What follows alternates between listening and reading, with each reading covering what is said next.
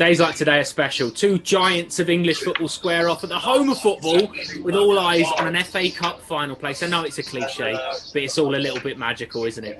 Hello and welcome to Matchday Live. Chelsea versus Manchester City, an FA Cup semi-final. Doesn't need any extra spice, but we've got it anyway. Jason Cundy live at Wembley for us. Pat Nevin and Abby McCarthy as well. Jace, no team has played more games at the new Wembley than Chelsea. We've been spoiled over the last decade and a half or so. It's kind of familiar surroundings. You're in there for us. Yeah. Does it feel like a bit of a comfort to be back there? Good afternoon, guys. Good afternoon, everyone. Yes, of course. You never get tired of coming to Wembley. Of course you don't. But the risk of repeating myself. I know Pat and I spoke about this at length. To have no fans here is it's a crying shame again. You've got one of the biggest games of the season, and there's they've got all the signage up in both ends of Manchester City. Have got their flags, and we've got our flags and some signage up there as well. There's even one of a little Gianfranco Zola as well, hanging up on that way in. But that's just trying to create some sort of atmosphere, really, as best as they possibly can, because we all know that that this is going to be a moment that no fans are going to see live. And it's incredibly sad. Hopefully we get to the final and hopefully there'll be some fans there. Pat, we've got a rich history in this competition. Obviously a final last year, but we are up against arguably the very best in the business today. Yeah, but Jason's mentioned before that they are beatable. Yes, they are, but they're a very, very good team.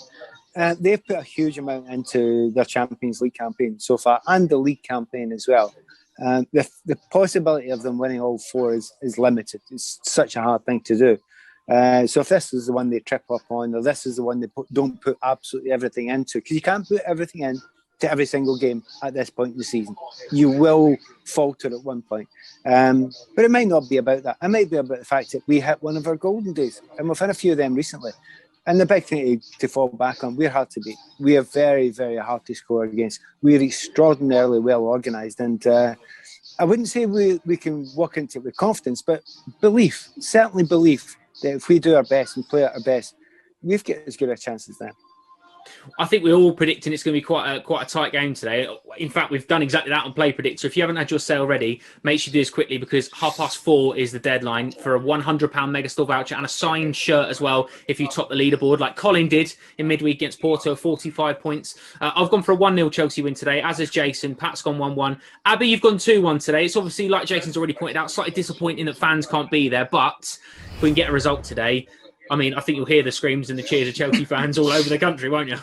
Yeah, absolutely. It's a huge game today. Obviously, Man City just in formidable form. But they have let in a few more goals recently. And, I think attacking-wise, we've been firing on all cylinders recently. So I kind of back us to nab a couple of goals and sneak the win. It's going to be close, but I think we can do it. I think for neutrals, this is going to be such an amazing game to watch. Like, what a tactical battle. Thomas Tuchel and Pep Guardiola. I mean, very similar styles as well. So it's going to be an interesting game. But yeah, come on the Chelsea. It's going to be such an interesting game, especially, Jace, because our hot topic one is Porto reaction off the back of two massive midweek results for us and Manchester City, of course, both into the Champions League semi-finals. But from that Porto performance, I suppose the result doesn't quite tell the story of the game. We didn't have to do a lot, but defensively, I thought we were superb. Maybe a little bit of a tester to see what we might be up against tonight, or this afternoon, in fact, in having to be defensively sound. Absolutely. We've done the hard work, didn't we, in the first leg, and it was just a question of getting the job done, being disciplined, and as professional as you can. It wasn't particularly pleasing on the eye, but it didn't have to be. It was about getting into the next round. Today, we're going to have to see a similar rearguard action. Defensively, have to be well organised, because City, given a moment's chance, can take a game away from you very quickly. We found that out at Stamford Bridge earlier in the season, where 2 or 3 goals in quick succession, and they just snatched the game away. So, at the back, we have to be incredibly switched on. A moment's concentration if there's a lapse. City are one of the best sides of the world to punish you. But look, we've proven how good we are defensive. This is a tough game for City, and Abby's right. This is a fascinating battle here, because this is Thomas Tuchel's biggest test against a manager that tactically always has something up his sleeve, always looks to do something slightly different. So I'm fascinated to see. We know how we're going to line up. probably know how they're going to line up, but are there any little tweaks in the way that the game is played? Well, they're fascinated to see how that turns out. Absolutely right. And Pat, just back to midweek, because I suppose the Porto game is in a similar kind of vein or form of the Atletico game. We knew that defensively, it's the same as any game, I suppose. If you go into it feeling confident you're not going to concede goals and you've got a very good chance of getting a positive result, it could very much be our calling card this season. If we're hard to beat, then that's fantastic. We've shown last week at Crystal Palace that we've got that attacking flair to go forward. But I suppose today will be more a defensive test than an offensive test, if that makes sense. The likelihood is that it will be. We tend to play a 3-4, either 2-1 or 1-2 or 3, right? So we play a very similar way, but we play it in different ways. So you're right. If it has to be one of the ones that has to be more defensively minded, then if we can do those two different things and adapt with the same system to play in a different way, it's a real talent. It's a real skill to be able to do that. So I suspect, yes, there will be a lot more defending to do. That's what will happen with any team. But Dortmund showed, you can get at Manchester City, but you have to do it with a lot of energy. It's a high energy game. And I just wonder if Thomas Tuchel's tempted at the moment to have a go of a real press at various points in the game. Now, Jason makes a great point. This is a big test, isn't it, against Pep Guardiola? He's had a couple of tests already. That guy Ancelotti's not bad. That guy Mourinho's not bad. That guy Klopp wasn't bad. And he's had some right good tests, and he comes through with flying colours. But I agree with Jason. This is the biggest one because it's the best team and probably the best manager as well. So looking forward to it. I'm definitely not going to predict the same score as the last time I played at Wembley against Manchester City for Chelsea. Jason remembers 5-4. It might be, and it was a cup final, so 5-4. It might be 5-4 today. I suspect only in penalty kicks. I do hope not. I was going to say, Abby, I was going to say exactly the same. I don't think we could handle that because it feels like as well coming off midweek. Midweek felt very much like a coming of age performance because, like Jason said, the hard work was done in the first leg. We needed to get through that, but you've seen so many times over the course of years, maybe not in Chelsea perspective, but so many teams have got to that. All of a sudden, they're in a box seat. They've got it done. Barcelona going to Anfield a couple of years back, job done in the first leg. PSG and Barcelona years ago as well, job done. There's so many occasions where it gets flipped. So that maturity and that kind of that experience, that big game management as well that we've learned from midweek, that's going to put us in so much good stead for today as well. Yeah, absolutely. It was amazing game management from us, I think, wasn't it? And we've got to feel confident going into today's game for sure. What do you think about Real Madrid as well, Abby? We've got this. Honestly, I just back us at the moment. I just think we're on a run of form, and I don't know. I'm not really scared of any teams at the moment. Maybe I'm just getting pumped up. I completely agree. Jay, I suppose again, you can never look too far ahead, but this might be a Champions League final fixture in 6 weeks' time. So that's kind of that is very much the standard of this semi-final of an FA Cup game. If you put the final, if you withdraw the semi, people expect this to be a final. There's a lot of people that would have expected this to be a final. So I suppose the big thing for today is that not so much playing the occasion, but knowing what you're up against, and maybe that maturity that we've learnt in midweek, maybe that game management comes into a little bit more, and that big game experience that we've seen players like Mason Mount step up in quarterfinals of Champions League. Things that you've learnt along the way this season will be played out today and show how far we've come. Yeah, I think since Thomas Tuchel has come in, we've seen this side mature and grow and become a very, very difficult team to beat. Okay, the West Brom game was a bit of an anomaly. Various different things happen. It's one of those games that has happened this season already, even to our opponents today, Manchester City, who've got something at home 5-3, but Leicester 5-2. So those games can come on. But right now, we are a team that know we're a good team. We're playing like a good team, knowing how difficult we are to break down. We don't concede many chances. We really honestly don't. And today is against a side that thrive off balls, those little triangle passes in and around the edge of our box. We're going to have to be very sharp at the back and make sure that we don't give them any opportunities. But I'm pretty confident here. This is a much, much better Chelsea side now than when we played them earlier in the season. Pat, in terms of the Champions League as well, because you don't want to look too far ahead. Obviously, you can't look far ahead of today. We've got a massive game in the Premier League in a week's time as well against West Ham after their result earlier today. But you look at things that are lining up. Manchester City have obviously got 4 competitions they're still going for. We're still very much in. We've got priorities in all 3 in terms of the FA Cup, the Champions League, and the league. But when you look at today, do you think it's more than just a result today because of that confidence and that belief that if you get through against the Manchester City side that you take into the rest of the season?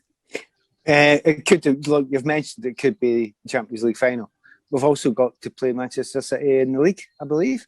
So, so that could be 3 games against them. And then there's so much to consider. You've mentioned Real Madrid as well. Every game seems fantastic just now and incredibly stressful.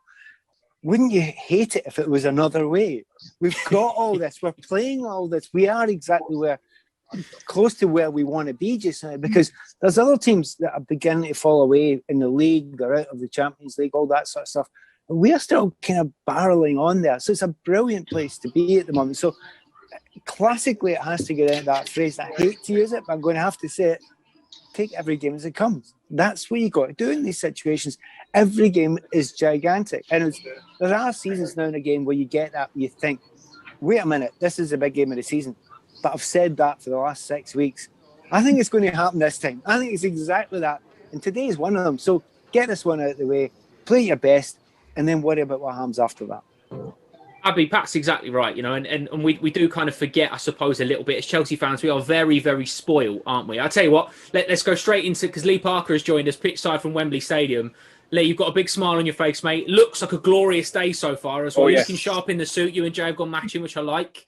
I believe you've got a bit of team news for us, mate. I certainly have. It's a strong team, as you would imagine. The boss has made 3 changes from the team that played midweek. Kerr comes in goal. It is a back 3 of, I'm going to do this in formation if I possibly can, Rudiger, Silva and Azpilicueta, Chilwell and James as your wing-backs, Kanté and Jorginho in the double 6 role. Then you've got Mount on the right, Ziyech on the left and Timo Werner up top. Interesting. I mean, Kepa's obviously started every FA Cup game for us so far this season, Lee, in terms of that opportunity for him as well, to get the backing from the manager to say, look, you've got the opportunity now, you're playing an FA Cup semi-final. It's a big chance for him today, isn't it? I think it is. It really is. I mean, and he said throughout the season, hasn't he, how much he trusts him, how impressed he's been with his attitude and also in training as well. And he's one of those really vocal players that I think we touched on it with the boss last week, that when they're not playing, they're the chief cheerleaders. And I think I mentioned it to you, didn't I, on Tuesday for the first leg over in Spain, in Seville. We had Thiago Silva and Kepa just basically coaching for Thomas Tuchel next to us. It's brilliant. So, no, absolutely no issues with regards to attitude, ability. It is, as you said, it's a good opportunity for him. Mendy, by the way, not in the matchday squad. Willy Caballero on the bench as the second keeper. So Mendy will get the chance to put his feet up and hopefully watch a good game here today.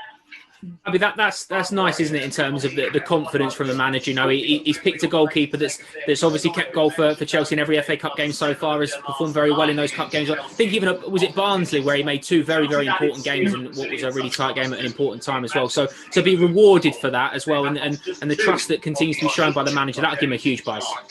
Yeah, absolutely. It's so nice to see him rewarded for good performances. And as Lee said, hopefully Mendy can watch this at home. Maybe he can have a beer and it will be a win. But yeah, I'm happy for Kepa. I think the team's looking really strong. I mean, we were expecting a really strong squad to go out, but looking at it, that makes me feel pretty confident.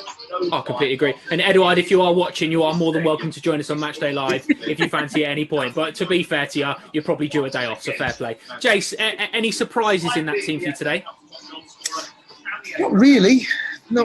I just wonder, when you get to this stage of the season, we've seen it before where managers make changes, such as in goal, and it hasn't worked out. And we made the point we've got some big games still to come up. So I kind of understand what he's done and why he's done it. I don't know Man City's team. Maybe Lee can shed some light on that, but I'm guessing they're going to do the same. Lee, have you got Man City's team? I have indeed. It's a strong team. I'll run you through it positionally as well. So it's Zach Steffen in goal. Then it's Cancelo, De Bruyne, Ruben Diaz, Fernandinho, the captain. Gabriel Jesus will be up top. Aymeric Laporte, Ben Mendy, Rodrigo, Raheem Sterling, and Ferran Torres. So he has gone strong, hasn't he? Oh, easy then. But Pat, maybe we were kind of alluding to this. I know Pep Guardiola in his pre-match press conference yesterday said that Zach Steffen was going to keep goal for Manchester City today. I wonder maybe if that was kind of played into Thomas Tuchel's mind a little bit in terms of selection. Maybe that is it. Do you think there's anything in that, or do the managers look at that or not? Do you know what? Manchester City are so similar to us. They can make 4, 5, 6, 7 changes. They don't look particularly weaker. There's a lot of changes in the back line there. No Stones, no Walker, no Zinchenko. I mean, that's almost an entire back line they've changed, including the goalkeeper as well. So, that's 4 out of 5 of the back have changed. Also, Fernandinho and Rodri playing, as I understand it, they don't often play at the same time. So there might be a little 4-2-3-1 going on with them. But really, it's the front players that you're most concerned about with them. Kevin De Bruyne is playing annoyingly because he's pretty good.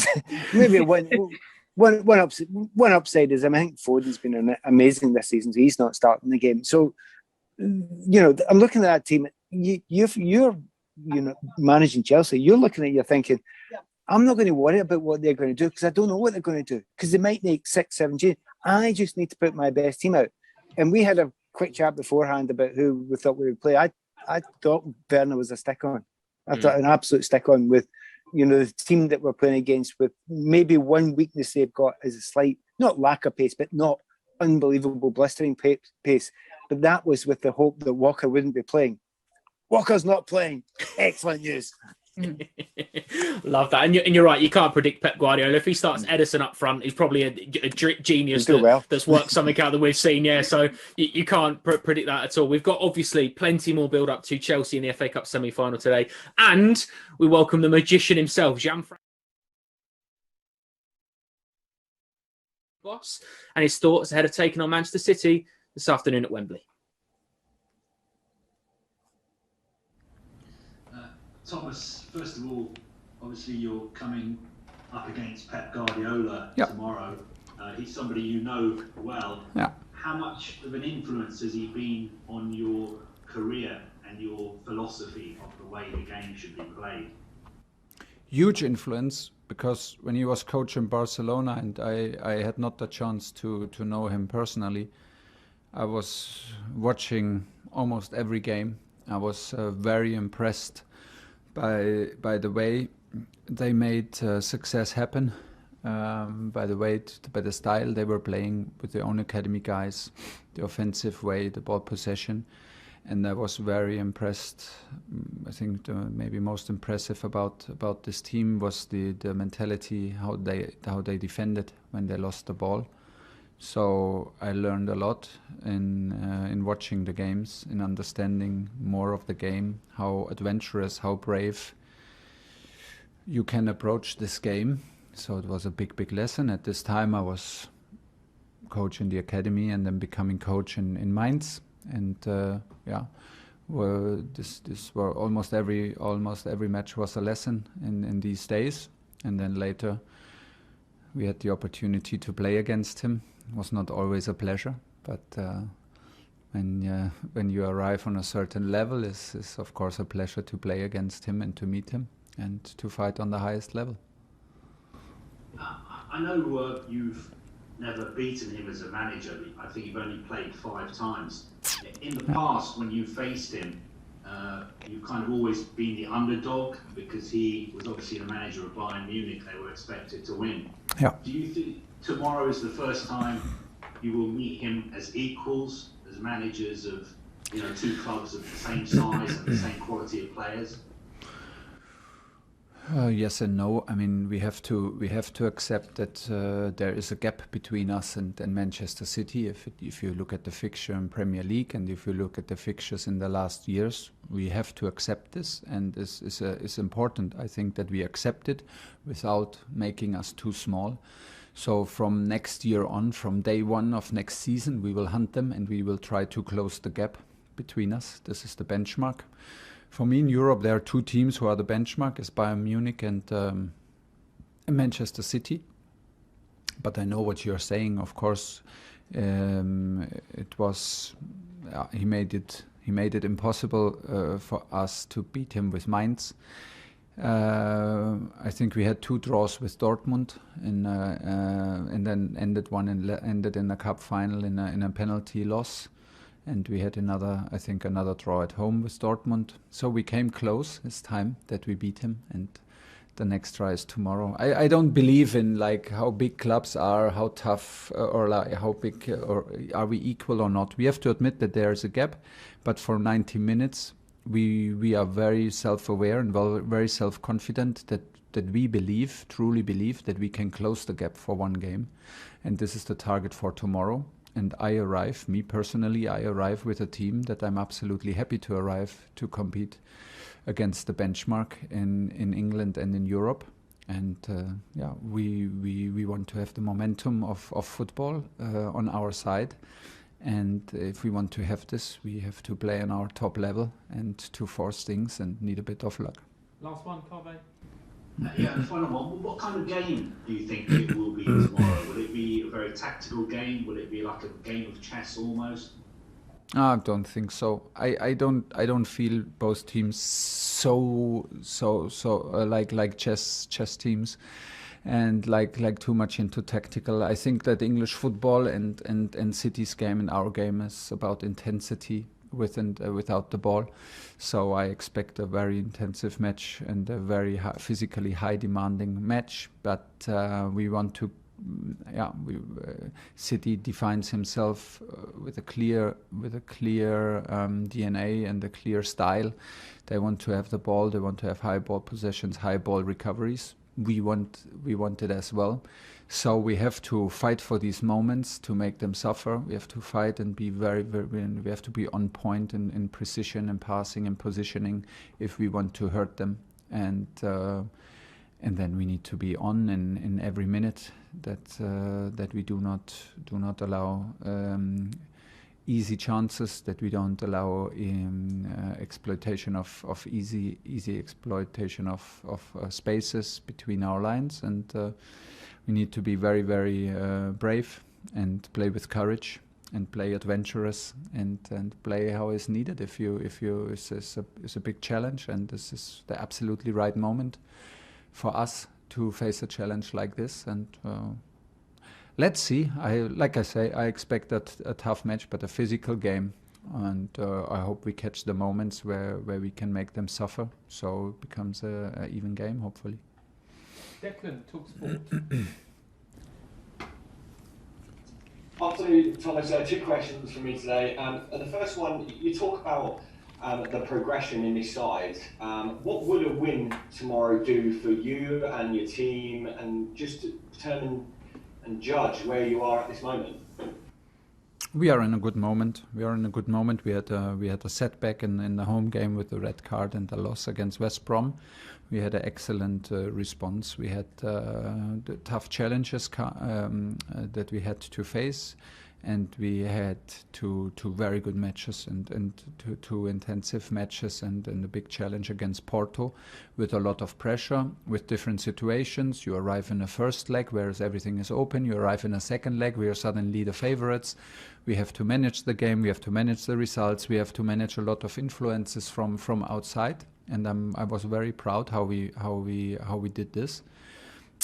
We did absolutely what needed to be done. We deserved a clean sheet. We deserved a win, and we conceded a late goal for a loss. Okay, but if you need to lose, you want to lose. You want to lose a second leg 1-0 when you win the first one 2-0. So this did not affect us. And like I said, it's a good moment now to play City and Pep. They are, with Bayern Munich, the benchmark in Europe for me personally.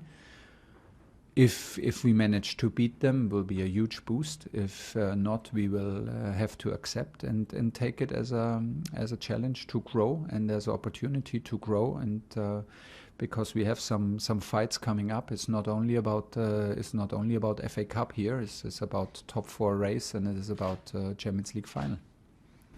And with that, you need competition, and the likes of Havertz, Pulisic, Werner, and Ziyech, who we're focusing on this weekend, Thomas. Could you just give us a bit of an insight into what the dynamic is like between those players as a group? Are they always kind of giving a bit to each other, wanting to get into the starting lineup? Could you just give us some sort of insight? Yeah, for sure, because we picked them now for both Porto games, and I think the Crystal Palace game. And the Crystal game and the second leg against Porto, we picked the same offensive guys, and the other guy, and they delivered.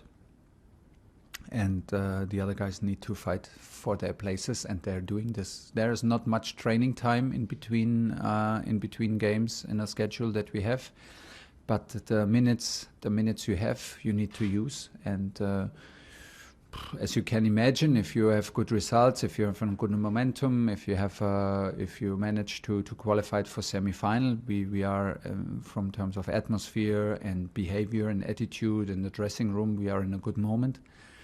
And it is very, very important that in these moments, the guys who lack a bit minutes and who lack a bit maybe self-confidence and who are not super happy with their personal situation, put their ego aside and do everything to be ready. This club here, Chelsea, is about to be ready.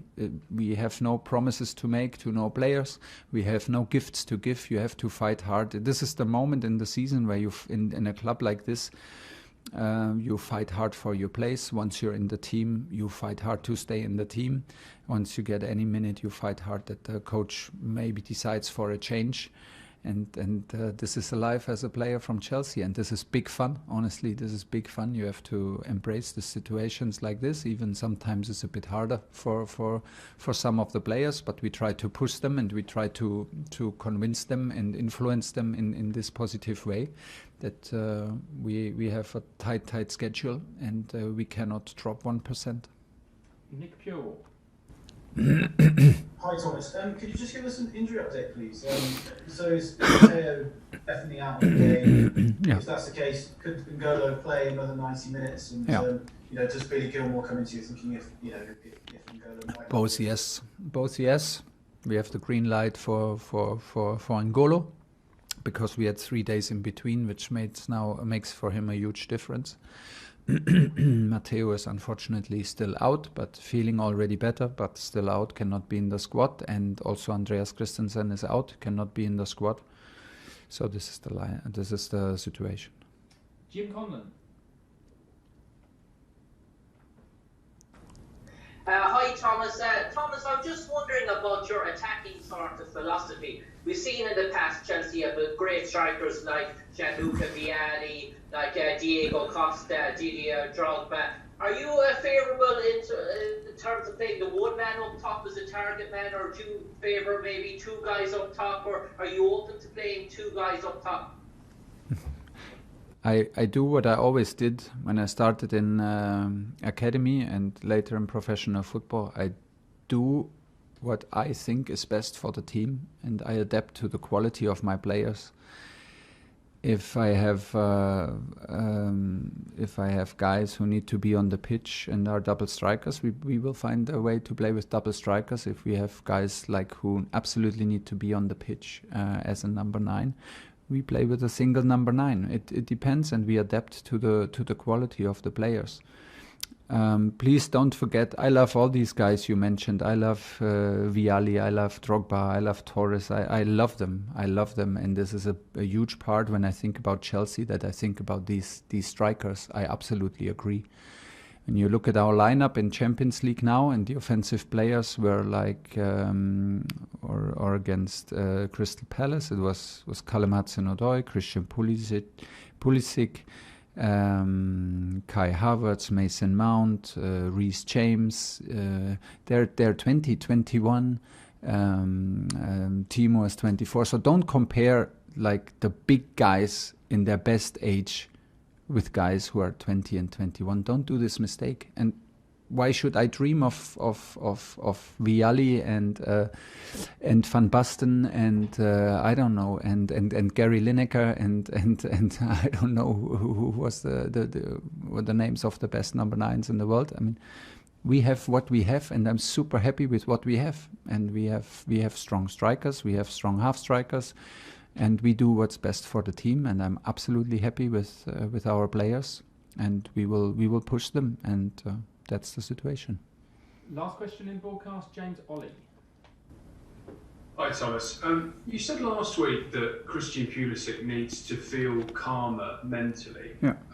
Could you just explain what you meant by that? Is that in terms of him trusting his body, or something away from the game affecting him? Yeah, he needs a bit. He needs progress. Absolutely. He made huge progress. He was fantastic in the last games. Fantastic. And like you say, and like I said, maybe I cannot explain it even better, like to be calm, to trust himself in terms of injury, to trust himself in terms of that he's his full fitness, his capability, a bit more calm in the in self-confidence, in being aware that I trust him. And these things, this is important for him, I think, to show his full potential. Once he's in that zone, he's a key player, he's a huge player. And he had now big performances for us because he has a huge impact physically, but also from terms of quality, dribbling, runs, and arriving in the box in crucial moments. He stepped up, and this is what I know from him, and I'm very happy about this in the last weeks and in the last games.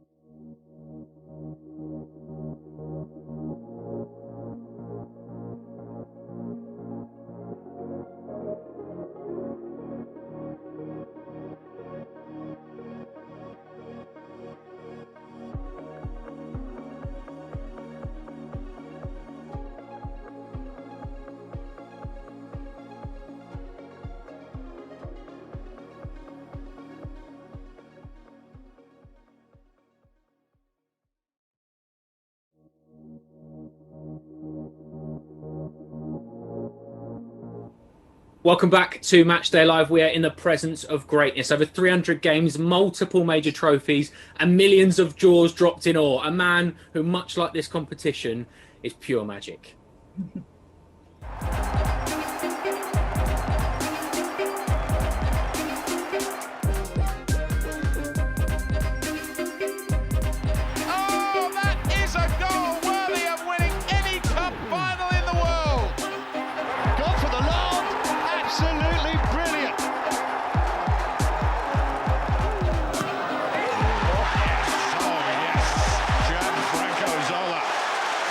Welcome to Matchday Live, Gianfranco Zola. Gianfranco, thank you so much for joining us. Me and Abby have been a giddy mess all day in the run-up to this. Pat has been a lot calmer, but I know that you and Pat have played together. You've got history, you've got friends. Firstly, how are you? And thank you for joining us. Well, thank you for inviting me. No, I'm very well, thank you. I'm actually quite looking forward to the match today. I think it's going to be a very interesting one. And, it's a pleasure to see you, to see Pat. I haven't seen for a while, and I am so pleased to see him in such a good shape. So I need to put my glasses on to see him better. Yeah, it's good lighting. Good lighting here. Well, Pat, you were telling us off there. You were telling me and Abby about the last time you played with Gianfranco. Do you want to tell us about that? Well, there was an over 40s match, and it was a competition. There was a few teams playing. It was down to Fulham at Craven Cottage. And we won it, actually, which was good. And I was fortunate. I scored a couple of goals. And there's a great picture with Gianfranco and I just cuddling after the goal. But the most important thing of the day was our midfield at one point was myself, Gianfranco, and Jody Morris. And I have never been the tallest man in the midfield in my life. And then we brought on Torre Andrew Flo and completely ruined it. Like, it was great play. It was fabulous play. Yeah, at least, Pat, I can say, yeah, maybe I wasn't the tallest, but I wasn't the shortest as well. That's true. Jody, I'm like, bad news, Jody. Even the smallest. Well, Gianfranco, obviously today's very exciting. You've won the FA Cup twice. How does winning the FA Cup rank amongst your stellar career? Well, it's when we won the first one, I've always said that I always regarded that victory as one of the most enjoyable and satisfying one, because to see so many people happy about that, it was a completely surprise for me. Also because the approach for the Italians, for the foreign players, was that domestically, where we played before, we didn't give to the Italian Cup the same importance. So to see such a pleasure from the crowd, it was amazing. I really, I will never forget the day after in the King's Road in the bus. It was an amazing day for me, honestly. I was going to ask you about the 97 final and the win that you just mentioned there, because it felt like quite a transitional and quite an important moment in Chelsea's history. The first trophy in over 25 years, but seen a lot of the videos in the run up to this as well. What can you tell us about that run, and obviously the final, the day after you just mentioned was a good one as well. So I can see some fond memories that you've got of it. Yeah, no, absolutely. I think it was for me, it was a crucial moment for Chelsea, because I think what Chelsea was trying to do in that moment was quite. It was a project, something new. They were bringing foreign players in the team, and not everybody was. There were a lot of critics about that, because apparently it wasn't good for the English football. But Chelsea was started this way, and obviously winning that trophy, the FA Cup, was very important, because it gave, it sustained the project. And for me personally, it's been, as I said, it's been a discovery, because, as I said, I didn't know the importance of the competition until I played that.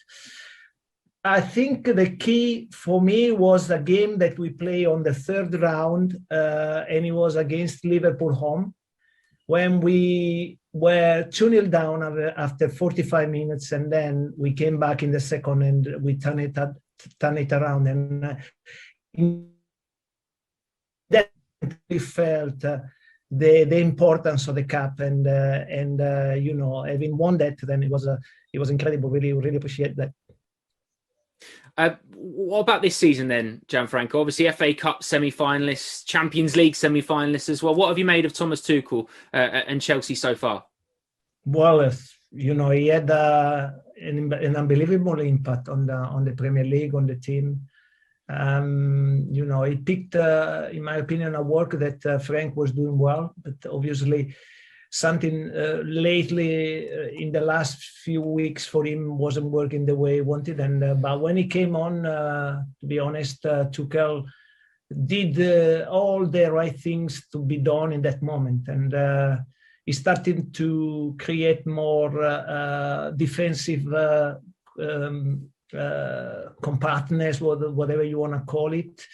And at the same time, he kept producing good football, and the result so far has been very good. I got to say that today probably they play each other, two of the best teams in Europe at the moment, for the way they play football, for the results that they are producing. It's going to be an amazing game. I am genuine. I'm getting more nervous but excited at the same time about it. It's going to be such a big... So it leads us nicely onto our hot topic 2 for today, which is semi-final memories. Now, we're calling this segment Show and Tell because I want you, Pat, Abby and Gianfranco to present your favourite FA Cup semi-final memory. And we want you to tell us about it in the comments who's going to win. So then I'll be told and I'll see who is the most popular in terms of Gianfranco. I have a feeling that you might win this already, to be fair, or whatever semi-final memory you come up with. I have a feeling that it's going to be plastered all over there. But I'm going to give you 60 I'm going to give you 60 seconds each to put forward your case. I'll give you a little bit of time to think about it because Jason Cundy is going to be up first and he's at Wembley for us. So Jason can start. So I've chosen 2009, where we played here on a beautiful day like this against Arsenal in the semi-final. Why have I chosen that? Well, it's one of the few days I wasn't actually working for Chelsea TV. I was here as a fan with my 2 sons and some other family members. It was a brilliant day out. We had seats in the middle tier. It wasn't the greatest game from what I can remember, but one thing I do remember is that we went 1-0 down. Malouda scored, and then the big man for the big occasion, right before the end, just as everyone is anticipating extra time, Didier Drogba comes out from a little bit of help from Fabianski, where he come tearing off his line. And it was just a fabulous day all round. And of course, we went on to beat Everton in that final as well. So here's hoping that we can not only repeat today, but he can also repeat it when the final comes round. You should be nervous because you've got now, this is your FA Cup semi-final memory. So let me know what you think. Let me know what you're going with. You've got 60 seconds. I've not got a timer, but I'm pretty good at counting, so go on. Okay, so immediately when you're a Chelsea fan and you think of a highlight, you kind of go back to 2012, an amazing year for us. So I'm talking about the semi-final where we thrashed Spurs, and there is no better feeling, is there, than beating Spurs, especially in style like that. I could have picked the game, to be fair, just for the goals. Oh, the Drogba goal we're seeing now. Oh. Beautiful Drogba goal. And a worldie from Lampard as well, to be fair. An amazing game, amazing performance. And then just what we went on to do for the rest of the season. That's definitely got a big place in my heart. And please vote for me and be nice to me in the comments. Thank you. I like the way as well that we've all subconsciously thought there are a lot of parallels between 2012 and this season, we hope anyway. So maybe there's something in there. Okay, so that's going to be difficult to beat. Already 2 submissions with a Didier Drogba goal in it. So no surprise there. Pat, what have you gone for? Semi-final memories, you're up. Right. First of all, I'll say I didn't get first choice. So, but it is a very, very good one because if you manage to score a couple of goals in the semi-final to get your team through, it's massively important. And Gus Poy, very, very special player, not overlooked by us, but I mean, a lot of people in Chelsea talk about all the greats and all the greats. And once or twice, just because Frank did so much from a similar-ish sort of position, but Gus was amazing for what he did for us. And the 2 goals are classy in their own way. And it was against Newcastle United. And I had a personal thing round about that time because I lived quite near Newcastle at the time. And I was getting dogs abused. Just purely personal, I was getting dogs abused. So I was so delighted that we got these 2 goals and got ourselves through to the final. So, that's my one. But it's a very personal one. It's nice, a good one, Pat. And we've just seen a couple of the Poeta goals. I mean, what a player he was. Top goal scorer in the FA Cup that season. Gets forgotten with 6 goals. I mean, I'm very proud of you, Pat, actually, because I know you wouldn't have done this because you're very humble, but you have scored an FA Cup semi-final winner yourself, haven't you? So, I have. Weirdly, I actually scored 2 in 1 2 weeks or something like that. Winners of semi-finals. Nobody ever seen any of the goals. There you go. Well, there is also someone on this panel today that has some very good memories from an FA Cup semi-final. Gianfranco, what are you going to go with? Well, of course, I'm going to go for the first one we won, and it was the semi-final against Wimbledon when we play Highbury against them. And I remember that we went into the game, fearing them because we knew it was a tough team to play against. And I ended up playing a very good game, and we completely dominated the game and also scored a good goal. So I was very happy that I go for that. Oh, what a goal! We're just seeing it now. What an incredible Abby. Gianfranco's obviously shown already how humble he is. That we're giving him all this hype. I don't want him to be more uncomfortable, but watching him was such a pleasure, wasn't it? Yeah, I also always loved that you played with the biggest smile on your face. So I think it was so fun watching you, and just the skill you had audacious, just absolutely unbelievable. I remember when I first started on Chelsea TV, I got asked about my favourite player and I gushed about you then. So I won't do it now in the presence of your greatness. But yeah, absolutely one of Chelsea's best. Abby, thank you very much. To be honest, I didn't know what I was doing there. No. Motivation that I had to change.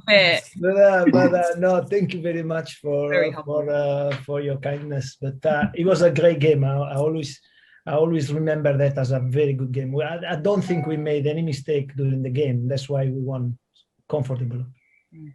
Well, 4 very, very good submissions for FA Cup semi-final memories, of course. I'm going to take the deciding vote on behalf of Chelsea fans. And just because you've described it as a good goal, Gianfranco, which is the biggest understatement I've ever heard in my life, I'm going to give it to you for the goal versus Wimbledon in the FA Cup semi-final. Of course, we had to. Yeah, I think we'll all agree with that. Give it too. Yeah. 4 very, very good submissions. Fantastic. I'll tell you what, and obviously back-to-back FA Cup finals is what we're after today. Will be a very big achievement. Standing in our way are the Premier League champions in waiting, most probably. Pat has been looking at what we're up against today.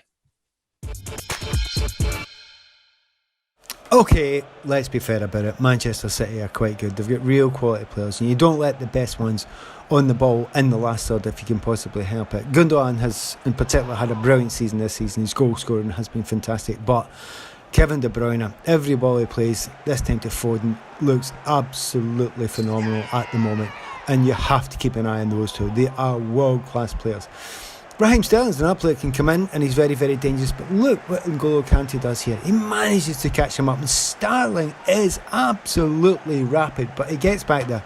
He couldn't, however, stop the goal eventually going in, but that is maybe the one area, or he is maybe the one person that can stop them. Now, against some of the best players and the quickest players, he just slows them down, he doesn't dive in, and gives other players a chance to get back. That's going to be vitally important in this game. Now, we know that's what he does very best. He's in that area in front of, obviously, his own 2 centre-backs, and he kills the space, and he gets in quickly, and he's like no one else in world football at doing that just now. But it's not the only thing that he does.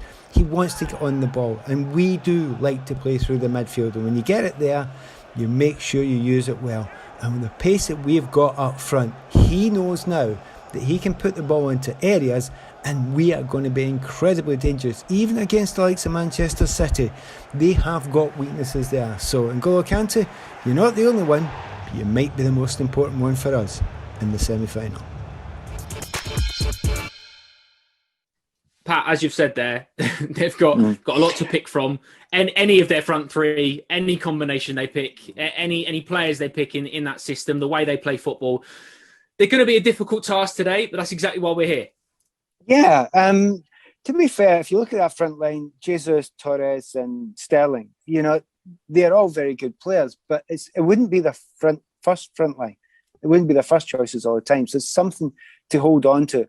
But really, it's a lot got to do with Kevin De Bruyne. And when he's on form, when he's doing his best, he's an exceptional player, and you're going to have to stop him. And that's why I mentioned that.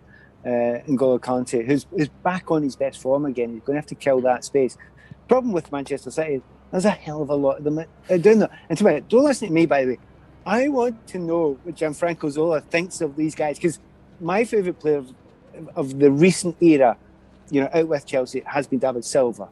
I've adored and loved David as a player, but they've got others like De Bruyne and obviously not playing today, Foden. But surely, Gianfranco, you must have enjoyed watching these guys as well.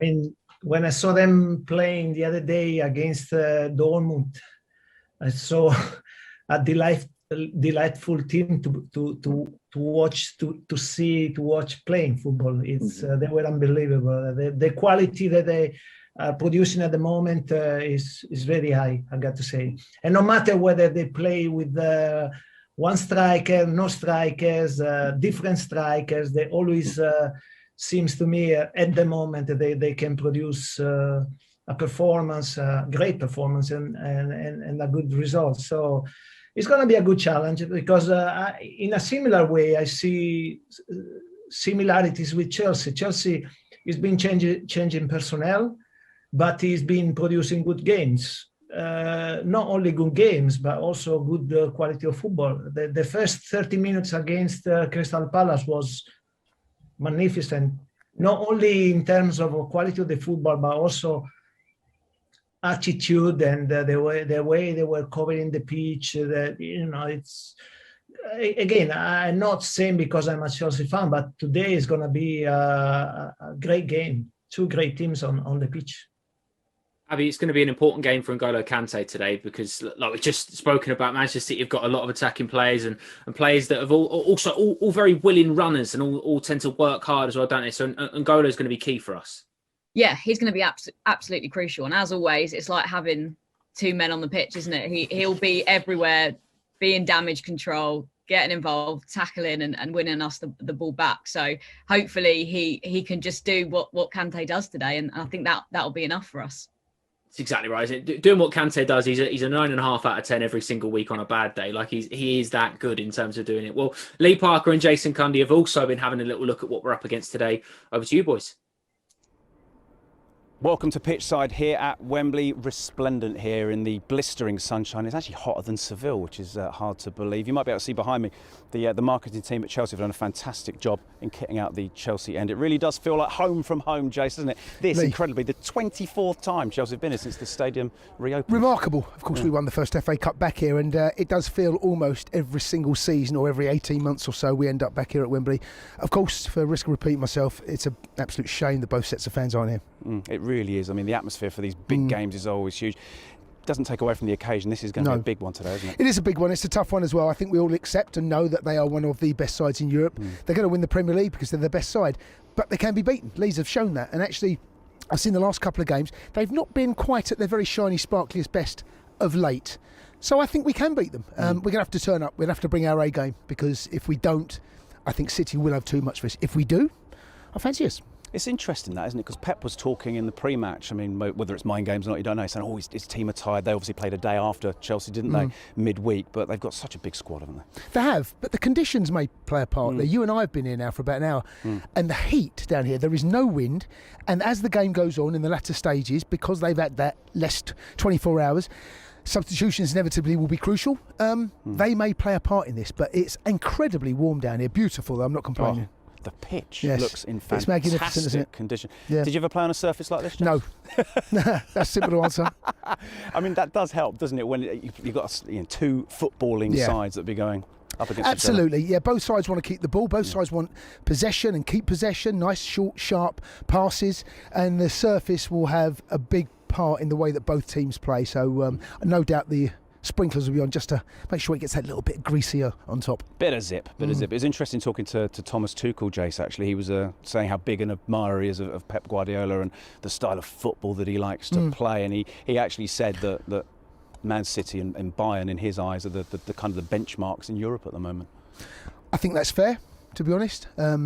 Man City had a bit of a struggling start to the season. There are a number of reasons you can put that down to, but they've got their act together and some. When they are on form, they are a frightening team.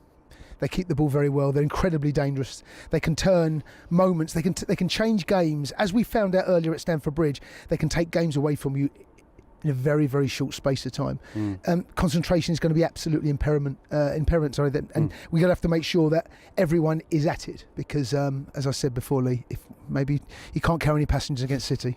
Absolutely. It's a big week. Another big week, isn't it, with the games with Brighton and West Ham to come. You're expecting a tight game, aren't you? I am expecting a tight game. We've shown defensively, OK, take the West Brom game out of it. I know it's difficult to do, but we haven't looked like conceding. You know, we have been so defensively solid, really sound, really disciplined. And I think that this will be a very, very tight. I've just gone one goal to win this game, Lee. It's very tight. That'll do. Pre-match nerves are kicking in. One to look forward to with that. It's back to you guys. Right, let's have a little talk about Manchester City then. Hot topic 3 is Man City's season of dominance. They've been phenomenal. You know, we've just mentioned they're still on for an unprecedented quadruple. Carabao Cup final against Spurs, Champions League semi-final against PSG. Potentially, if today goes well for us, could be a Champions League final and an FA Cup semi-final against us both. 11 points need to win the Premier League. Gianfranco, I do wonder about Manchester City, and I'd love to get your take on it, because Pep Guardiola and the system that he plays, how fluid and kind of interchangeable they are. How would you as a player like to have played in a Pep Guardiola team? Well, of course, if you are, the type of football he plays is very, very suitable for the type of player that I was. So I would certainly have a lot of fun to play in that team, because he wants to have the ball all the time, and he wants you to dictate the pace, and so it certainly is it'll be very enjoyable to play for that team. I can imagine there's a lot of Manchester City fans that are dialing in just to hear that as well. They'd be very, very fond of that. I think you might get a game now, to be honest, Gianfranco, in fairness. I think there's many that would. But Abby, they are... In a wheelchair, yes. No. Abby, they are phenomenal. But the one thing that Jason's already pointed out in our pre-match chat in terms of Borussia Dortmund and Leeds, obviously, at the weekend, they are gettable, and they're not sort of... They're not invincible. And I suppose the bonus for Chelsea is going in on it, that where they are very, very good is they kind of, they're very free scoring, but Chelsea don't concede goals. So it looks like a very nice matchup today. And to be honest, the more and more we talk about it, the more areas that you look at for Manchester City, the vulnerability that they've got, if you can say they've got one at all, is an area that Chelsea can get at. And I suppose that gives us confidence going into the game. Yeah, I do think we should be confident going into it. They're an amazing team, but then so are we, and we're in great form at the moment, and they've let in a few more goals recently. We could score a couple today and take the win. I do think we should be feeling pretty good going into this, and as you say, there's definitely some areas that we can kind of expose, definitely. Absolutely. Well, I'll tell you what, let's go into our one to watch today then, which is Christian Pulisic. Obviously not in the starting lineup, but we know this game could go on for a while, and it's going to need options from the bench. Christian Pulisic has really got back to his best in the last few weeks. Pat, I know we did the show on Tuesday or Wednesday against Porto, and he fouled 11 times, which is a new Champions League record. He looks fit again, doesn't he? For the first time, he seems to have struggled to get back to that 100%, little knocks here and there, but he looks strong again. There are certain players with a style that if they've got a knock, they can manage through it quite well, because a lot of his game's got to do with its blistering pace as well as the talent he's got and the skills he's got as well. When he has got a bit of an injury or is coming back from a long-term injury, it is a bit of a dip. But when he's at his best, we've seen it 2 or 3 times, and I don't mean 2 or 3 games, I mean 2 or 3 set periods of time. When he's been on form, you look and you think, you can do anything. Mm-hmm. You can beat anyone. You can... I mean, we talk about Werner's pace, which is astonishing. He's not far behind. It's staggering. And the goal against Palace, the one they smashed at the near post, that actually should be outlawed, because that could have hurt the goalkeeper, that one. That was so hard. It was incredible. So it's beginning to get the confidence is beginning to flow back. And I'm pretty excited that you look at this game, you're right. This could go a long way, this game. There's a lot of players on the bench that are going to have a big impact in this game, and I suspect that he is definitely going to be one of them. But I'm just loving the fact that he's now the player that we all knew he was going to be. Completely agree. Gianfranco, he was fouled 11 times against Porto. I imagine during your career, you would have had to find a way to deal with being kicked a lot during games. So how did you deal with that, being targeted by a specific or a group of opponents? How did you find a way to rise above that? Well, I remember one game, the first year I came over, and it was away against Leeds. And I think I've been fouled that number on the first 20 minutes. So it was a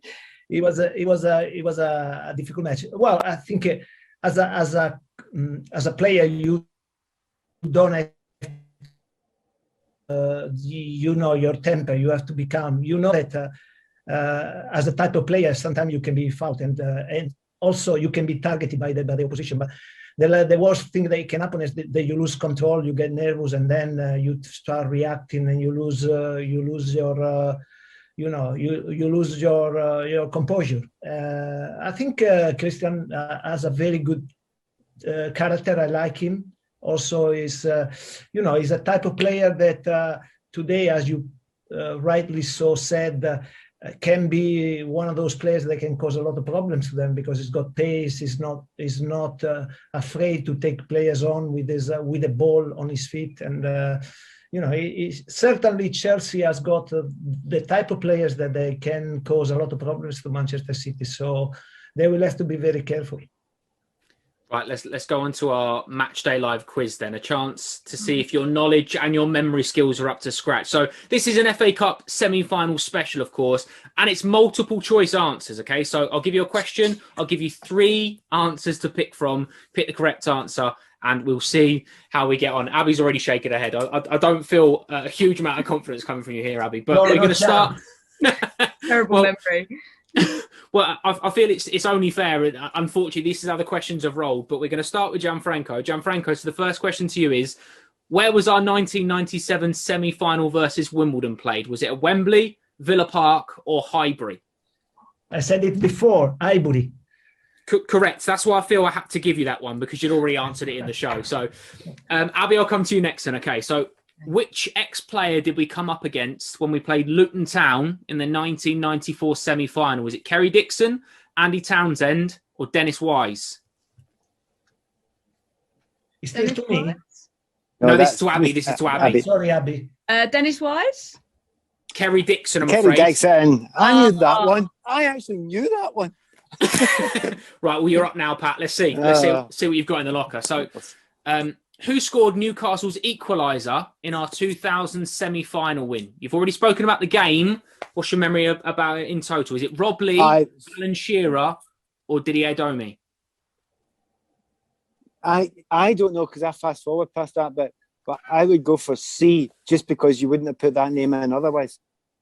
I'm afraid it's not, mate. It's Rob Lee. Rob Lee. So don't know. After round 1, Gianfranco, you are 1-0 in the lead. So let's go there's through more than one round. Why are you doing to us? Pat, I'm afraid I'm only the answers in my ear. I'm afraid, Pat. So who was the Arsenal keeper that Didier Drogba rounded to score the winner in our 2009 semi-final win? Gianfranco, was it Manuel Almunia, Wojciech Szczesny, or Lukas Fabianski? Was it Lukas Fabianski? It was. You're on fire. On fire. Okay, Abby. Who opened the scoring in our 2-1 defeat to Manchester United in the 1996 FA Cup semi-final? Was it Mark Hughes, Ruud Gullit, or John Spencer? Someone give me a clue.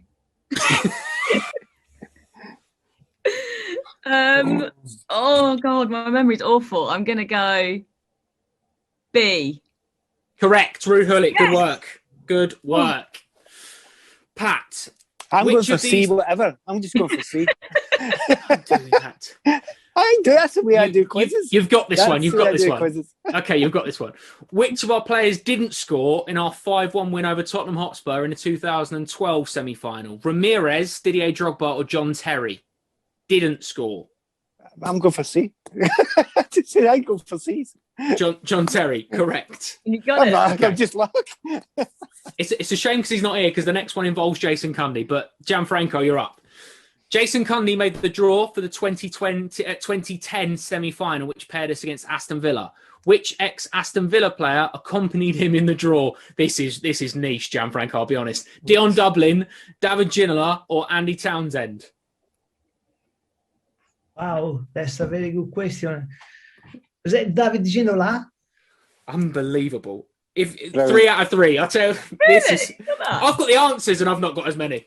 So, Abby, who scored the winner in our 2007 semi-final win over Blackburn Rovers? Was it Michael Ballack, Frank Lampard, or Didier Drogba?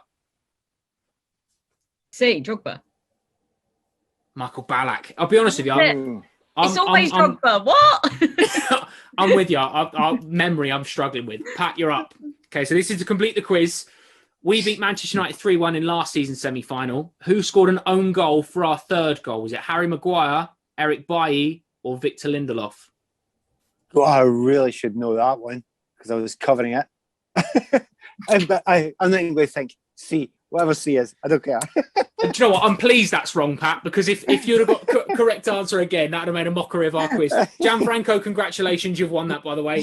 3-1-1. Good work. So let's quickly give you the team news then, of course. In goal, Kepa, back 3, captained by Cesar Azpilicueta, Thiago Silva and Antonio Rudiger.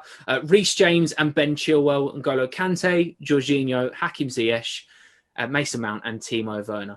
Gianfranco, thank you so much for joining us for the show. It's been an absolute pleasure. Like I said, me and Abby have been a blubbering mess all day, so it genuinely is an absolute honour to have you on. Thank you so much.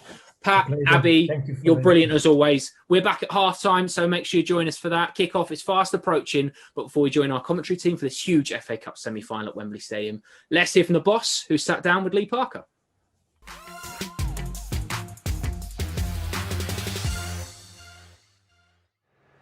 This weekend, Thomas, your first trip to Wembley. How much are you looking forward to that and taking on Pep Guardiola and his Manchester City team? It's amazing. It's amazing to go to Wembley, honestly. I mean, we know the Wembley goal in Germany, and so you get used to the word Wembley very, very quick as a young football player.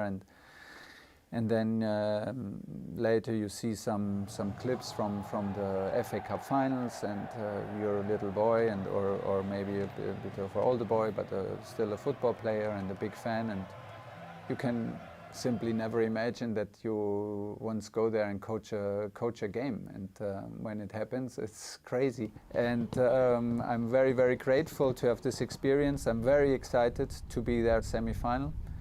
I mean, to arrive against Pep is both things. It's a pure pleasure to see him, and to play against him is not so much of a pleasure, because always the toughest challenge that you can have. But it's good to have it right now, because we are in a good moment, and it's a big, big test coming up, and hopefully 2 more against them, and this is what we wish for. But yeah.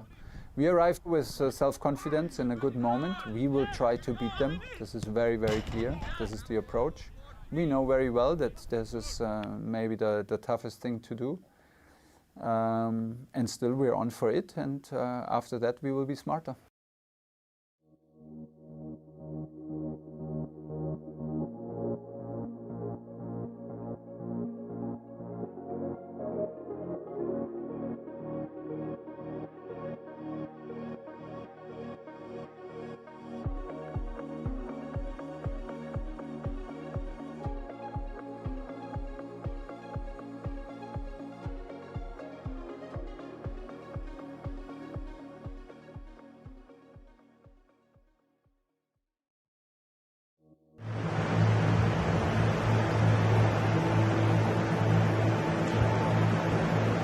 Good evening, Blues fans, wherever you may be. Ben Andrews and Pat Nevin here on the 5th stand. It is FA Cup semi-final weekend at sunny Wembley. The players are in the tunnel about to come out. This particular part of North London has felt like a second home ever since Chelsea lifted the first FA Cup on offer here in 2007. An incredible 6 further FA Cup finals have been reached by the Blues since then, 4 of them successful. Now, to try and make it to yet another showpiece, but the test is as tough as they come, as Cesar Azpilicueta leads Chelsea out of the tunnel. Thomas Tuchel has passed just about every one of the tests thus far, domestically and indeed continentally, and now for a renewal of acquaintance with a certain Pep Guardiola that brings a fascinating tactical battle, Pat Nevin, between 2 of the game's top coaches. I'm looking forward to that as much as anything else, which is unusual. I don't know how City are going to line up. I've just looked at it in the last few moments and wonder if he's going to match up and go 3-4-3 against us, which you could ask Cancelo to go into the midfield, which would allow a back 3 of Laporte, Diaz and Mendy, you know, and it could actually match up directly against us, because we'll do a 3-4 sort of 3 as well. So intriguing right from the start, but I mean, it will change, it will adapt, and there are some top quality players out there. I just hope we all perform to the best of their ability. Well, it should be a sea of sky blue and royal blue. It's red seats and red banners all around Wembley as the players line up either side of the giant cardboard cutout. Team news, well, it was a lot about centre forwards. Would we see any on either side, and what keepers would play? Well, we've had our answers as Tuchel and Guardiola come out of the tunnel in quite a deep conversation. Guardiola doing most of the talking and maybe looking a little miffed at something. Am I reading that wrong? But they were walking out holding hands. Oddly, yes. That's definitely not allowed at the moment. But anyway, they can have off days. Manchester United and Leeds United more recently have exposed that. They aren't perfect. Dortmund have had them in some trouble, a lot of trouble over both of those legs. Although, of course, they've squeezed through. this could be the first of 3 meetings, fingers crossed, in these final few weeks of the season. And Pat, I can't help feeling it's no real coincidence that the 2 best squads in the Premier League are at the business end of it all across various competitions, because they do have the depth that others don't have. I mean, most seasons that's important. This season has never been more important, so it's massively the case that you can make 4, 5, 6 changes. And I think both Chelsea and Manchester City don't necessarily look much weaker when they make that amount of changes, and it's had a huge effect on them being able to do that. And even the changes that Chelsea have made today, you know, does it make us weaker? I don't think so. But we've kept the energy there.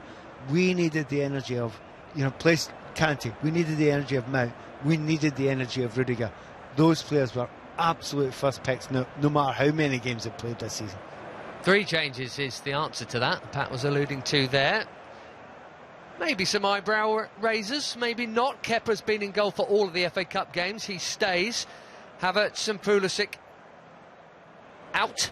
Werner and Ziyech in. Pep Guardiola, who has taken his seat, has made 8 changes, and he and everyone standing, and the players around the centre circle, to honour the Duke of Edinburgh, whose funeral took place today, with memorials at Buckingham Palace and the procession at Windsor. And everyone's on their feet.